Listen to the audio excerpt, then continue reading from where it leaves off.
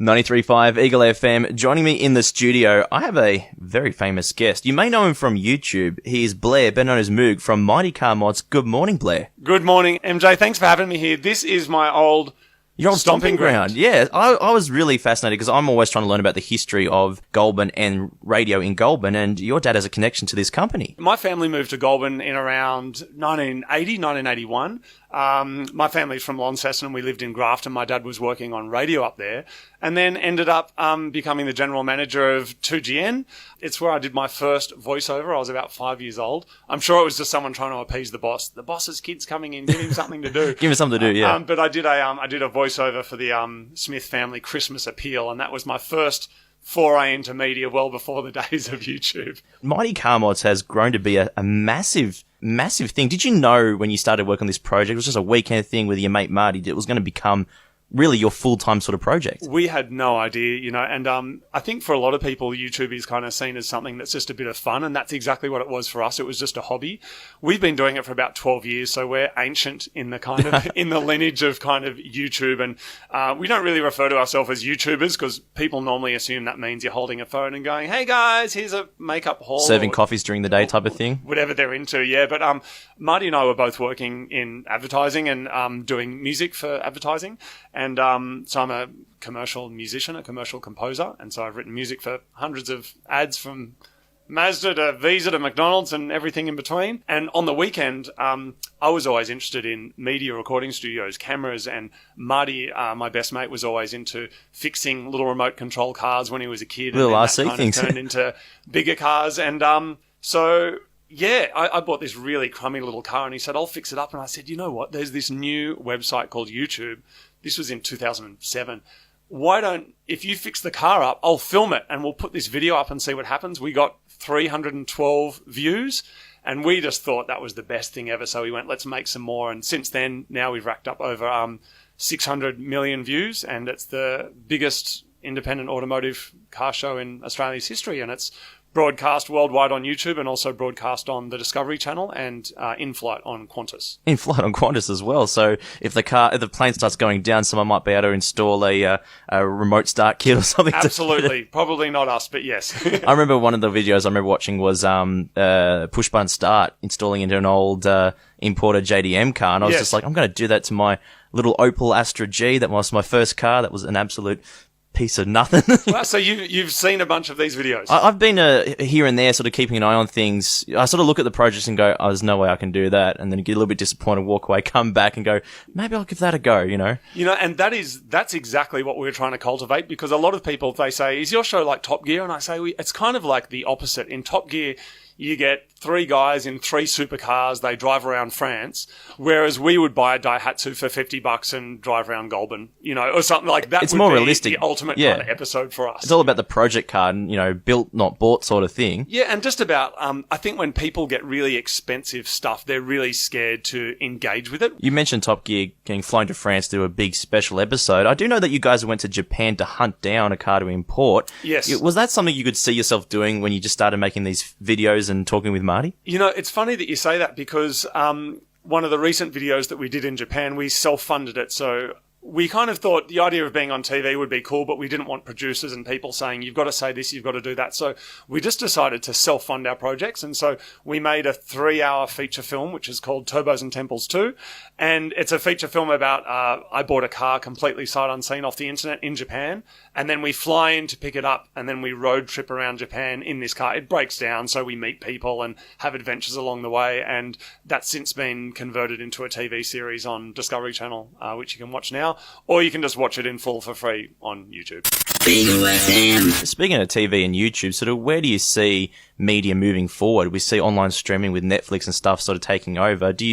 Where do you feel sort of Mighty Car Mods and other YouTubers will take? What direction do you think they're going to take? That's a really good question, but I don't think anyone cares anymore. I think there was this real sense that's probably a bit of an artifact from TV of a Channel 7 versus Channel 9 versus this. A lot of young people, they don't know where their stuff is coming from. If you put a TV on, they don't know if the TV is streaming the internet, if it's streaming YouTube, if it's streaming Netflix. And I think the most important thing is you want to have as little barriers as possible between what you're creating and the receptive eyes and ears of people making it. And that's why a lot of people are unhappy with Spotify, with the amount of earnings that artists get. But the reality is people aren't really buying music now. They're streaming music. And you look at the stats, and ultimately, while it may not make the most commercial sense, I think, as an artist and as a creator, ultimately you want people to be able to hear and see your stuff. You want to engage with the audience and give them the content that they're craving, regardless sort of the platform. Yes. Now, speaking of sort of, you did say, you don't really call yourself a YouTuber. It's, you're a filmmaker or something. You've met quite a few other filmmakers that utilize YouTube. Is there any one that in particular that you liked meeting? Well, we met Casey Neistat a couple of years ago, and he has around over 10 million subscribers, and he lived in New York for a long time, and he kind of made a name for himself by doing daily vlogs about life in New York City, and he came out to Australia, and he's into skateboarding and motorbikes, and so are we, and so he came out and visited our studio, which is in the suburbs of Sydney. And I accidentally trashed his camera. I rode a skateboard into it and broke it, and we'll have to replace that one day. But there is a really good community around YouTube, and there's lots of really wonderful people on there, because some people are doctors, some people are cooks. There's such a huge spectrum of people there. And the great thing about it is you can log on, you can type in how to cook a baked potato, which I did yesterday. You can watch a Jamie Oliver video, and next minute, bingo, excellent baked potatoes. I did that for scrambled eggs, and I didn't quite get it right. Yeah, that happens. You got to follow the sometimes. video exactly. I made that mistake. I got a bit too creative too soon. But there's a whole up. genre for that too, right? Called Exactly. Nailed It. It's like when you copy a YouTube video and your eggs don't turn out, you make a video about that. It's this kind of wormhole of content. It's really crazy. I've met a lot of creators in town because, here on radio, we are creators. We're creating stuff to talk about all the time. What's advice you give to someone that, particularly if they're coming out of high school, that wants to follow in your footsteps, be a creator, whether it be music, film, radio, whatever? What was a bit of advice to help them get that ball rolling, take that first step into creativity? You know what? That's a really good question, and probably the golden question, I think, in a lot of ways.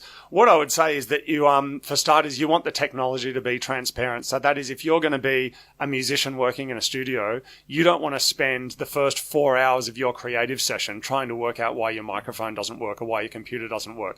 Same thing if you're going to get into vlogging or YouTube. Make sure you don't even have to care about the technology. So the camera works, your microphone works. And then, as long as you're kind of expressing a part of something that you're really excited and enthusiastic about, you never need to wake up and go, what will I talk about today? Because you can share something you're really into. Hobbies and niches are really popular on YouTube. If you're into beekeeping, it's like, tell everyone about your beekeeping. The problem with a lot of young people is that they go, I'm going to be a YouTuber, and I say to them, what are you going to do? Oh, I don't know. I'll just be a YouTuber. And so start recording. Welcome to my YouTube video. It's not enough. A few years ago, maybe you got away with that, but right now people are really interested in, that's MJ. He's on the radio in Goulburn and his house is haunted, for example. I mean, that kind of sums you up, right? You're triggering me now. Okay. I mean, let's not keep talking about your ghosts, but we'll keep that. I'll have to try and get them on the radio, but I don't need to bring expensive gear. I just use my phone. It's in my pocket. And I said that to my colleagues. We were trying to source a DSLR to take some photos. Like, just use the phone. That's in your pocket. We've already got them. It's accessibility, and that said, you can spend 80% more on technology and get a 10% better result or a 20% better result. But if you're carrying around really like big gear with you everywhere you go, you're not going to pull it out. You're not going to pull out a big drone and attach all the legs, but small stuff you will. So I would say make the technology invisible, and secondarily to that, I've made hundreds and hundreds of videos with Marty, and also it does take its toll in terms of there's people always saying, if we don't put a video up for 2 days, they say, where's the next video? And so general health stuff, like just eating well, sleeping well, general mental health, just checking in every now and then, because living your life, as you would know, living your life publicly somewhat on the radio, it's hard to have an off day. For MJ, sure. we heard you on the radio. Is everything okay? So there's this sense of kind of when you turn on and when you turn off, and having off time is really important. And something I've discovered with my own career is that if I don't go away from the radio station, go away from the building, I miss out on the TV shows that everyone's watching. I can't talk about them. Yeah. And, if you don't have time to do your hobby and learn more, if you don't have time to go and look at, cars for sale in Japan, you won't know that there's a car you can get sight unseen and bring it back and turn it into a big sort of project as well. Absolutely. Do you get recognised a lot out in the street? I do. One of the first times I got recognised was maybe about kind of 8 or 9 years ago, and it was really weird the first time. But then maybe in around where it kind of hit a tipping point was maybe around 2014 or 2015. I went to LA and we put on Facebook that we were going, and by the time I got there was I don't know, the thousands and thousands of people. There's paparazzi, there's, whatever. And so we got some notice afterwards from the government or from the airlines that said next time we come into America, we can't announce it. So they'll take us off the plane. You have to do a booking event and stuff. Causes a bit of kind of craziness over there. But to try and manage that better, we decided that we'd do some fan meets. And so a couple of years ago, we did a national tour and we took ourselves and our cars to most of the major cities around Australia, from Perth, Adelaide, Brisbane, Melbourne, and Sydney. And we did a fan meet. And what was amazing for me is that the range of people that are watching the show range from kids that are 4 or 5 years old through to older guys that are in their 60s and 70s. And the numbers on those YouTube videos, while they sometimes go, wow, that's got 1 million views, they're real people. And when I arrived in Perth, which was our first show, and there's thousands and thousands of people there, and I go, this is real. Like, it's actually, it's not just numbers on a screen. And I met this family there who had met a few years earlier at another Mighty Car Mods meet, and it was a guy and a girl, and they met at one of our fan meets. They since hooked up. They've had 2 kids, and they brought the kids to meet us, and they say, these kids exist because of your YouTube show. And we're like, wow. And they had them all in kind of their Mighty Car Mod shirts and hats and stuff. And that was really cool. It was like, it's real. The show's brought people together, and that's special. It started from just you saying to Marty, why don't we just film this and put it on YouTube? It's this little decision there, but hey, this is interesting. Maybe other people would like it. Little do you know, the whole country's and that's exactly right. And if somebody's listening to this right now and they're really interested in archery, they're interested in blueberries, they're interested in woodwork, astronomy, astrology, science, the time-space continuum, who knows,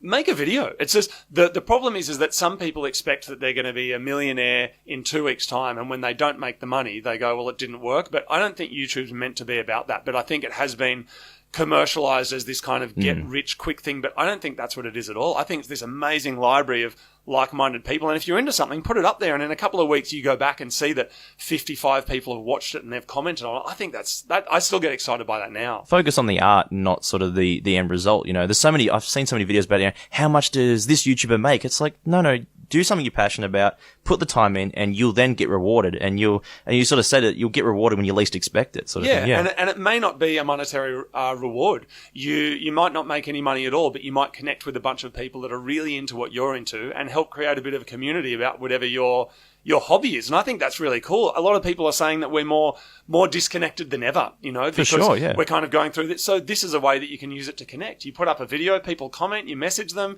you get together, you meet up. I think it's I think it's amazing for that. Well, Blair, thanks for joining us here in the studio. And it's really nice to know that there's a connection to Mighty Car Mods here in Goulburn. I think that's going to be our town slogan. We are looking for a new one. It's like the place where Blair lived in the 80s. MJ, thank you so much. And you know what? It's just for the benefit of the viewers, I turned up basically unannounced today and said, oh, my dad used to work here, and so I've just turned up, and they were very kind, welcomed me with open arms, and then just, put me on the air to do this story. So, MJ, thanks for having me here.